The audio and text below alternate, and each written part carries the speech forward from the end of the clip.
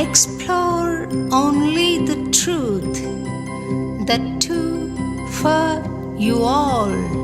Shobha explores. అన్నా ఆగు, నీ భార్య మాటే వింటావా, ఈ చెల్లెలి మాట వినవా అని మీరు ఒకసారి కీర్తిశేషులు ఎన్టీ రామారావు గారిని శాసిస్తూ నిలిపివేశారు.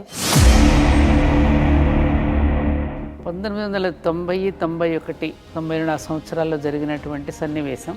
అప్పుడు నేను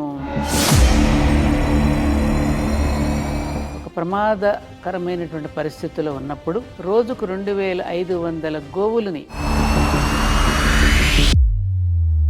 మరిగినటువంటి నీళ్లను గోవుల మీద పోసి ఆ మాంసాన్ని కష్టంగా ఉంది. మిడిల్ ఈస్ట్ కంట్రీస్కి ఎగుమతి చేస్తున్నటువంటి సందర్భం అది.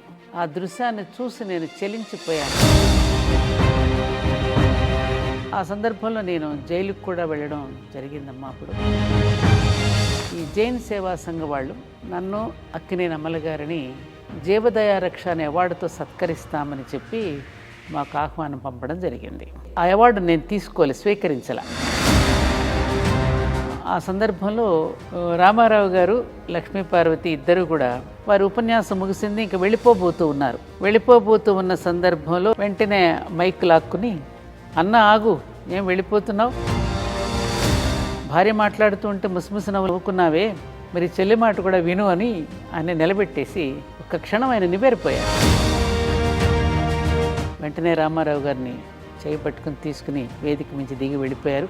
పక్కనే అప్పుడు ముఖ్యమంత్రి ఎన్ జనార్దన్ రెడ్డి గారు ఉన్నారు. నా వైపు కొంచెం విసుగ్గా చెప్పావులే అన్నట్టుగా ఒక చీత్కారంతో తిరస్కారంగా మాట్లాడారు. నేను ఇలా చూసి 10 రోజుల్లో ఆయన పదవి పోయింది. జీవితంలో మీరు ఒకనొక సందర్భంలో జుట్టు అర్థమైంది విరిచేసి అయోధ్యలో రాముడు ఎప్పుడు ప్రతిష్ఠింపబడతాడో అప్పుడే నేను ముడుచుకుంటాను అని, రామాలయానికి శంకుస్థాపన ఎప్పుడు జరుగుతుందో అప్పుడు నేను ముడి వేసుకుంటాను అని శపథం చేయడం జరిగింది.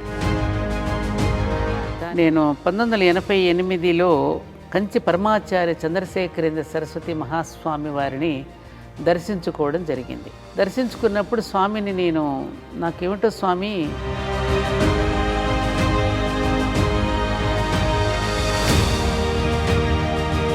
సత్యవాణి గారిని వేదిక మీదకి ఆహ్వానిస్తున్నాం అని పిలిచారు.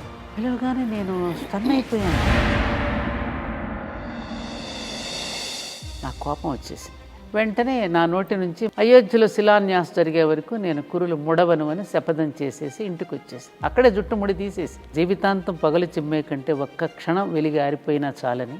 షిరిడి బాబా ఒకప్పుడు నేను వెంకటేశ్వర స్వామికి ప్రతిరూపంగా భావించి నేను ఆరాధించిన మూర్తి ఆయన.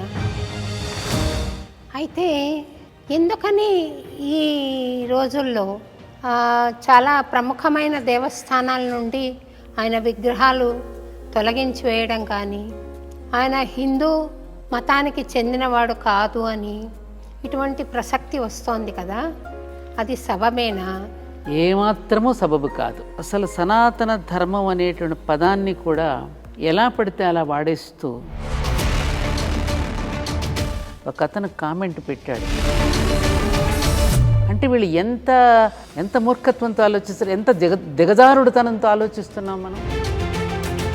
అంటే హిందువుగా పిలువబడుతున్న వాళ్ళందరూ గొప్పవాళ్ళుగా ఉన్నారా? మహమ్మదీయులుగా పిలువబడుతున్న వాళ్ళందరూ దుర్మార్గులుగా ఉన్నారా? ఇప్పుడు మన ధర్మపురి క్షేత్రంలో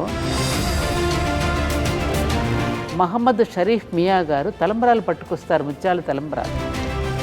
ఆ విధమైనటువంటి ఒక సోదర భావంతో జీవిస్తున్నటువంటి జీవన విధానం మనది. రామాయణం, భారతం, భాగవతం, వేదాలు ఇవన్నీ పక్కన పెడదాం. నువ్వు ఒకసారి ప్రకృతిని గమనిస్తే ఆకాశం అందరికీ ఒకటేనా? మహమ్మదీయులకి వేరుగా, క్రైస్తవులకి వేరుగా, హిందువులకి వేరుగా ఉన్నదా? నేల మీరు పాడుతూ ఉంటారుగా, బ్రహ్మం ఒక్కటే పరబ్రహ్మం ఒక్కటే అని, ఒకరికి ఒక విధంగా ఉన్నదా? గాలి ప్రత్యేకించి హిందువుల మీద ఒక రకంగా, మహమ్మదీయుల మీద ఒక రకంగా వీస్తోందా? అసలు ఆయన మహమ్మదీయుడని ఎవరు చెప్పారు? ఎవరు నిర్ధారించారు మహమ్మదీయుడని? అందుకని మనది అసలు మతం కాదు కదా, మనది ధర్మం. శ్రీరామచంద్రుడు ఇతను మహమ్మదీయుడా, ఇతడు క్రైస్తవుడా, ఇతడు జైనుడా, ఇతడు బుద్ధుడా చూస్తాడా? ఏ దేవుడైనా అలా చూశాడా? అలా చూస్తే ఆయన దేవుడు అవుతాడా? ఎంతమంది మన వాళ్ళలో తెలియక అడిగాను, అది మనసులో పెట్టుకుని నన్ను పిలవడం మానేశారండి. ఇప్పుడు ఎవరికి వాళ్ళకి ఇజాలను గురించి మాట్లాడుతున్నారమ్మా. నిజం కావాలి. మనది అసలు ఇజం కాదు, హిందూ ఇజం కాదు, మనది ధర్మం. కృష్ణుడు నేను హిందువునని చెప్పాడా, రాముడు నేను హిందువునని చెప్పాడా? ఒకే ధర్మం ఉన్నదా కదమ్మా. నేను ఒక సభలో చెప్పాను, దీనికి ఏదైనా ఒక చర్య ఒక్కటే నాకు కనిపిస్తోంది శోభారాజు గారి, నేచర్ విల్ టేక్ కేర్ అమ్మా. అమ్మ, నేను ఒక మాట వింటున్నాను, కల్కి అవతారం పుట్టాడని, 34లో ఆ అవతారం విశదం అవుతుందని వింటున్నాను. నిజమేనా మాట? కల్కి అవతారం అనేటటువంటిది